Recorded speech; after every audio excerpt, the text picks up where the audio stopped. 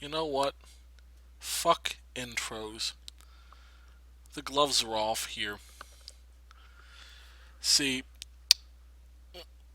as the title of the video alludes, we've had some major problems with liberals lying, misrepresenting, and being hateful toward people who are asking for the exact same things that they are. And you're going to see some direct lies. I'm not going to point out anything ambiguous. I promise you, by the time you're done watching this video, if you're a conservative, you will have all the fodder you need. If you're a liberal, you have no defense for this behavior.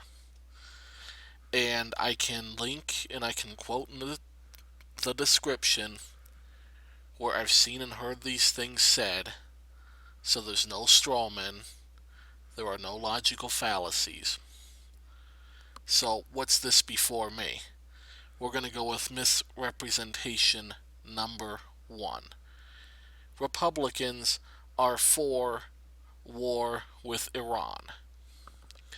And they will cite a letter to the Ayatollah of Iran and generally the leaders of Iran.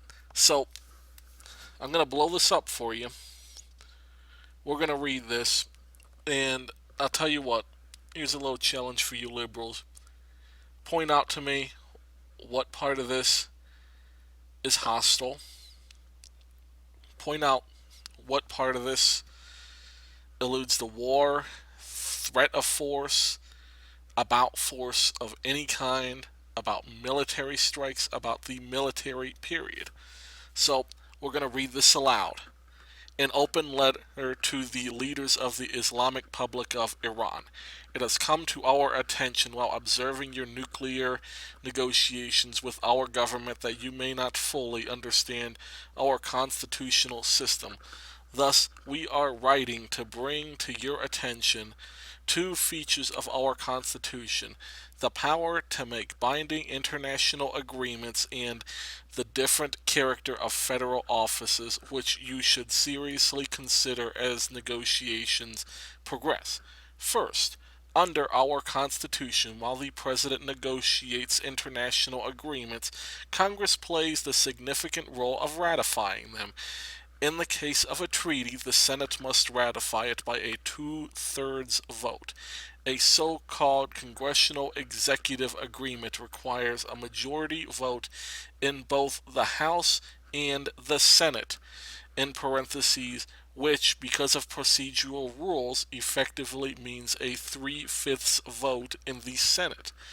Anything not approved by Congress is a mere executive agreement.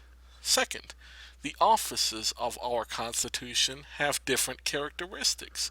For example, the President may serve two 4-year terms, whereas senators may serve an unlimited number of 6-year terms.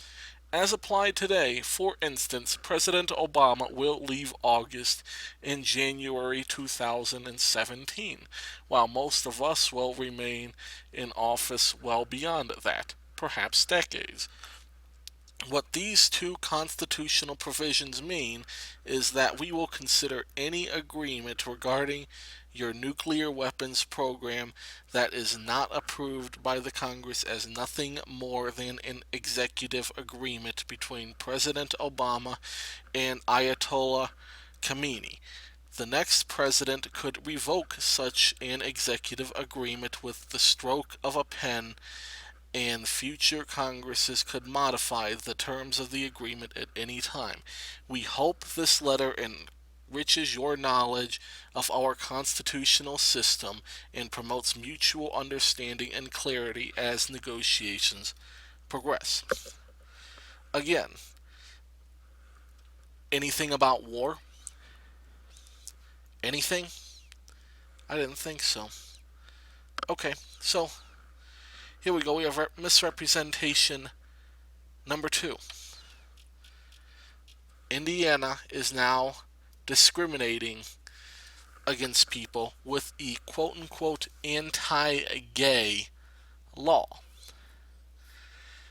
Now, you've heard this from many sources. You've heard it from Bill Maher. You've heard it from Cenk Uygur. You've heard it from that dude at the Daily Show. I forgot his name. Mental blockage. But anyhow, we're going to look up some terms here. Now, an anti-gay law is going to, just enumerate ways that you can discriminate against homosexuals and gays. If it's an anti-gay law, as it's claimed, we should see a lot of that in here. Well, here I have a copy of the bill, Indiana General Assembly, right up here. Let me zoom this in really big for you. Okay, now we're going to search for some terms here. I have the, in Google Chrome, you hit Alt F, you search for certain words. Well, let's search for the word homosexual. And as the annoying beep alludes, oh, look at this. Word homosexual, not in here. But it's okay, maybe in the word bill details. Let's see. Nope, as the beeping will tell you. Let's see, you have the fiscal note. That's just about monetary policy again. Not there. Let's see, let's go latest version. We're going to click on everything. Because you have to be thorough. Here's just the bill action introduced. It's not going to be in here. Amendments. There's no amendments, no House amendments, no roll calls from the House or Senate. And there's just the bill. There's no amendments. There's just the version, and there's the fiscal notes. So, okay, well, what about gay? Nope. LGBT? No. Bisexual? No. If you could think of any more I could have put in here, shout away in the comments, and I'll amend this video and I'll tack something onto the end of it. But point is, here you go. This bill has nothing to do with gays. It has nothing to do with homosexuals. It does not address homosexuals. This bill is specifically to protect against religious discrimination. That's the title of the bill, the Freedom of Religion Restoration Act, Indiana General Assembly. That's the name of the bill. That's what the bill addresses. The bill does not talk about homosexuals.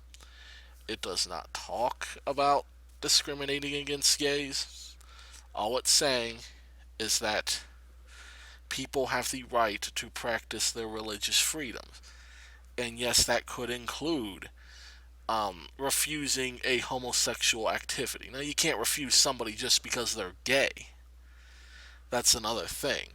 This isn't about people. This is about the explicit or implicit support of a particular activity. For example, say you're an atheist. You own a coffee shop. You want your coffee shop to remain secular. That is, no religion enters your coffee shop. So someone comes in, says, with a shirt with a big cross on it, like Jesus on the cross. You know what this bill does? This bill gives you the right to refuse that person service on the grounds that you are religiously offended. Because the Supreme Court has ruled that atheism is a religion, so you have the same protections. Anything religious that is offensive, even if you have no religion or you're an atheist, and or this protects you too. So what about that is homosexual?